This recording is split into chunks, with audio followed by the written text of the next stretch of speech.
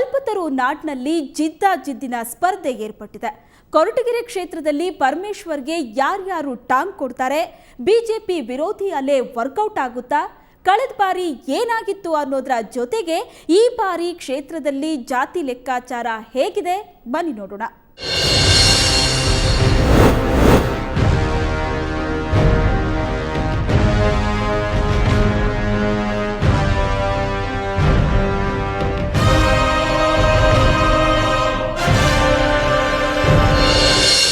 ಒಂದು ಕಾಲದಲ್ಲಿ ಜೆಡಿಎಸ್ ಭದ್ರಕೋಟೆ, ಈ ಬಾರಿಯೂ ಕೈ ಕಮಾಲ್ ಮಾಡುತ್ತಾ?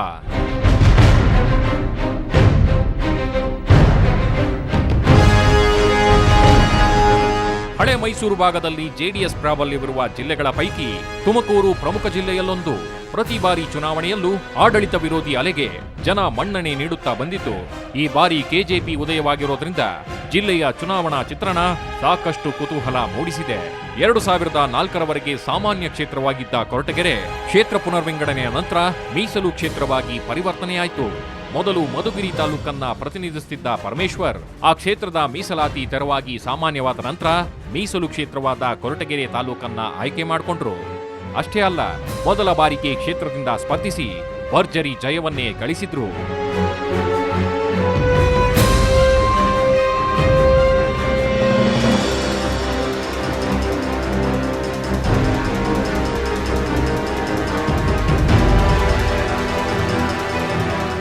ಕೊರಟಗೆರೆ ಮೊದಲು ಜೆಡಿಎಸ್ನ ಭದ್ರಕೋಟೆ. 3 ಬಾರಿ ಸಿ ಚೆನ್ನಿಂಗಪ್ಪ ಅವರನ್ನ ಇಲ್ಲಿ ಮತದಾರರು ಗೆಲ್ಲಿಸಿದ್ರು. 2008ರ ಚುನಾವಣೆಯಲ್ಲಿ ಕ್ಷೇತ್ರ ಪುನರ್ವಿಂಗಡಣೆಯಿಂದ ಸಾಮಾನ್ಯದಿಂದ ಮೀಸಲಾತಿ ಕ್ಷೇತ್ರವಾಗಿ ಬದಲಾಯಿತು. ಈ ಬಾರಿ ಹಾಲಿ ಕೆಪಿಸಿಸಿ ಅಧ್ಯಕ್ಷರಾಗಿರುವ ಪರಮೇಶ್ವರ್ ಕಾಂಗ್ರೆಸ್ನಿಂದ, ಜೆಡಿಎಸ್ನಿಂದ ಸುಧಾಕರ್ ಲಾಲ್, ಕೆಜೆಪಿಯಿಂದ ವಾಲೇಚಂದ್ರು ಸ್ಪರ್ಧಿಸಿದ್ದಾರೆ. ಈ ಕ್ಷೇತ್ರದಲ್ಲಿ ಕಾಂಗ್ರೆಸ್, ಜೆಡಿಎಸ್ ಹಾಗೂ ಕೆಜೆಪಿ ನಡುವೆ ತ್ರಿಕೋನ ಸ್ಪರ್ಧೆ ಇದೆ. 2008ರ ಚುನಾವಣೆ ಹೊರತುಪಡಿಸಿದ್ರೆ ಕ್ಷೇತ್ರದಲ್ಲಿ ನಡೆದ ಹಿಂದಿನ 4 ಚುನಾವಣೆಯಲ್ಲಿ ಯಾರೊಬ್ಬರೂ 10,000 ಮತಗಳ ಅಂತರದಿಂದ ಜಯಗಳಿಸಿಲ್ಲ.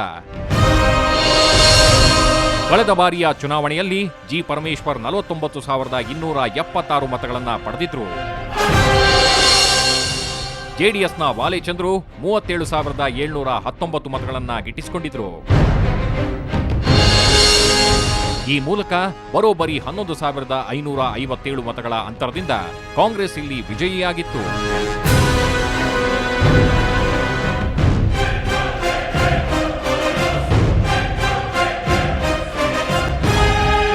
ಹಿಂದಿನ 5 ವಿಧಾನಸಭಾ ಚುನಾವಣೆಯಲ್ಲಿ ಕಾಂಗ್ರೆಸ್ 2 ಬಾರಿ, 3 ಬಾರಿ ಜನತಾದಳ ಅಭ್ಯರ್ಥಿಗಳು ಆಯ್ಕೆಯಾಗಿದ್ದಾರೆ.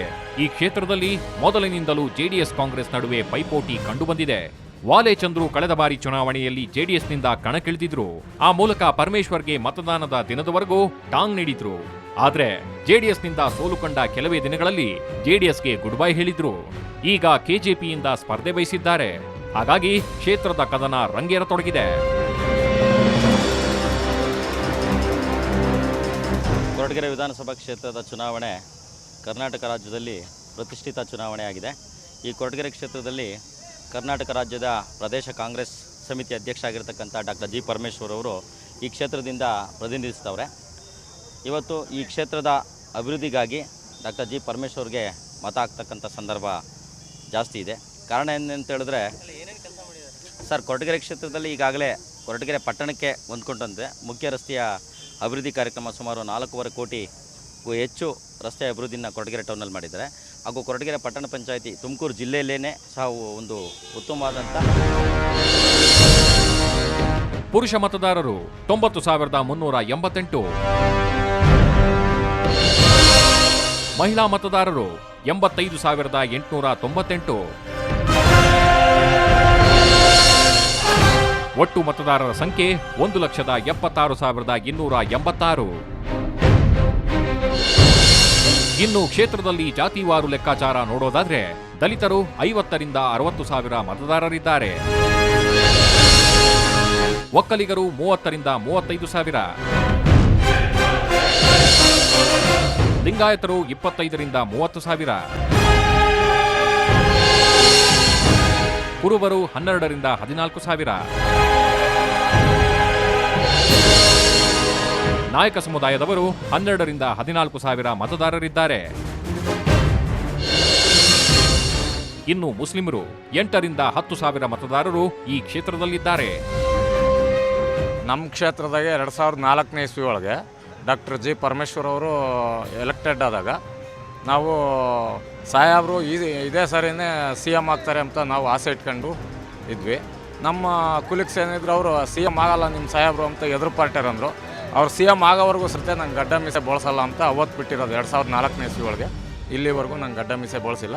ಸಾಹೇಬ್ರು ಈ ಸಾರಿ CM ಆದೇ ಆಗ್ತಾರೆ ಎಂಬ ವಿಶ್ವಾಸ ಇದೆ. ಕೊರಟಗೆರೆ ಕದನ ಕುತೂಹಲ ಕೆರಳಿಸಿದ್ದು ಈ ಬಾರಿ ವಿಜಯ ಪರಮೇಶ್ವರ್ಗೆ ಒಲಿಯುತ್ತಾ ಅಥವಾ JDS KJP ಪಾಲಾಗತ್ತಾ ಅನ್ನೋದು ಮಾತ್ರ ಇನ್ನೂ ನಿಗೂಢ.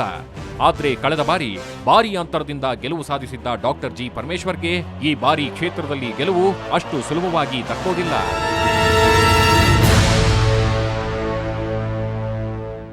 ಕ್ಷೇತ್ರದ ಶಾಸಕರಾಗಿ ಪರಮೇಶ್ವರ್ ಏನ್ ಮಾಡಿದ್ದಾರೆ, ಈ ಬಗ್ಗೆ ಮತದಾರ ಮಹಾಶಯರು ಏನ್ ಹೇಳ್ತಾರೆ ಅನ್ನೋದನ್ನ ತಿಳ್ಕೊಳ್ಳೋಣ. ಅದಕ್ಕೂ ಮೊದಲು ಒಂದು ಬ್ರೇಕ್.